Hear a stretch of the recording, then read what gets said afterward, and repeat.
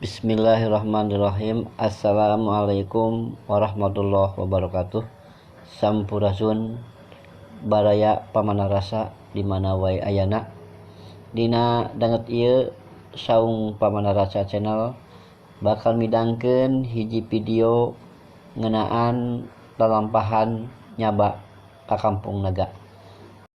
Kadehilap sateu acan nonton ieu video baraya pamanarasa kanggo nge-like, subscribe sareng ngaktifkeun notifikasina. Wilujeng. Titik kumpul rombongan saung pamanarasa channel nyaeta di perumahan Permata Dengklok. Rombongan menuju ke arah Saung Jati, Cikampek, lebat ke pintu gerbang tol Sadang.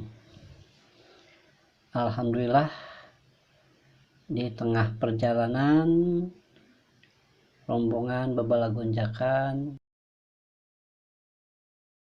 Rombongan kaluarti pintu gerbang Cileunyi, saparantos kaluarti tol leren heula di Cileunyi kaleresan teu acan sarapan. Didinya aya tukang bubur, ngabubur heula sateu acana nuluykeun perjalanan ka Tasik atau nepi ka Sinaparna.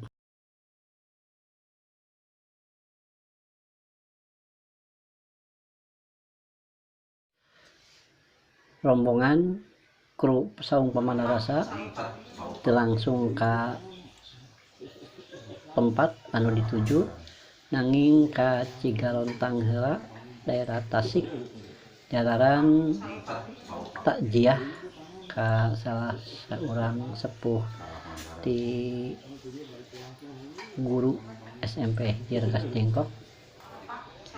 Didinya dijamu ku Mr. Teten, guru bahasa Inggris di SMP hiji anu sepuh ngantunkeun kelas saparantos tuang dilanjutkeun ka salat zuhur. Saparantos rengse salat zuhur, rombongan pamit langsung ka tempat anu dituju nyaeta kampung adat anu aya di Tasikmalaya, Kampung Adat Kampung Naga. Baraya pamanarasa di Provinsi Jawa Barat aya nu disebut Kampung Adat.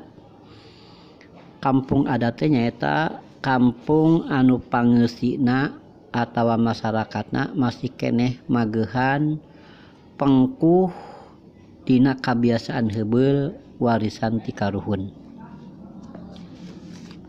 Di Kabupaten Bogor aya nu disebut Kampung Urug jeung Kampung Sindang Barang.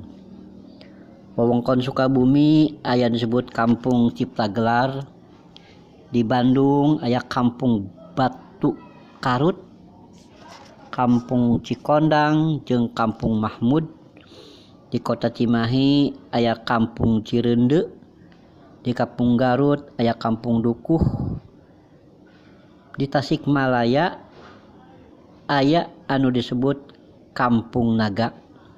Di Ciamis aya Kampung Kuta jeung Panjalu. Di Kuningan oge aya Kampung Cigugur. Malahan di Cirebon oge aya anu disebut Kasultanan Kanoman jeung Kasepuhan. Dina ieu video saung pamanarasa channel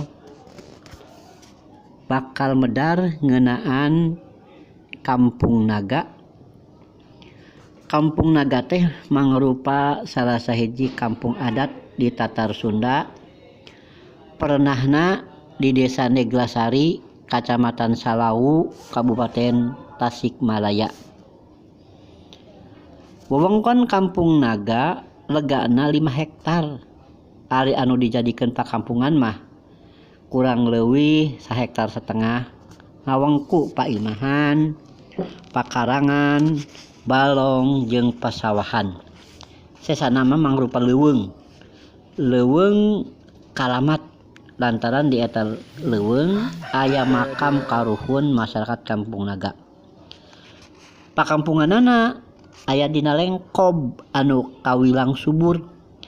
Beulah kulon di watesanan ku leuweung Karamat, beulah kaler jeung wetan di watesanan ku Walungan Ciulan. Beulah kidul mangrupa lawang asup ka lingkungan pakampungan. Upama urang rek asup ka jero pakampunganana kudu ngaliwatan jalan narugtug. Mangrupa sesengket tapi geus ditembok jeung dibalai ku batu templek.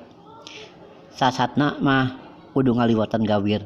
Malah aya anu nyebutkeun sesebutan Kampung Naga teh asalna tina Kampung Na Gawir. Terus robah we jadi Kampung Naga. Wangun imah di Kampung Naga kudu imah panggung anu dijieuna tina tali jeung awi. Hateupna wangun julang ngapak kudu tina injuk eurih atawa kirei. Kampung Naga aya 113 wangunan, 110 wangunan di antarana mangrupa imah.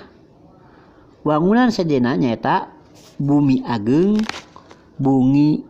Bale Patemon, jeung masjid. Mung sakitu pedaran ngeunaan Kampung Naga. Mudah-mudahan aya guna sareng mangpaatna keur balaria. Cag wabillahi taufiq walhidayah. Assalamualaikum warahmatullahi wabarakatuh.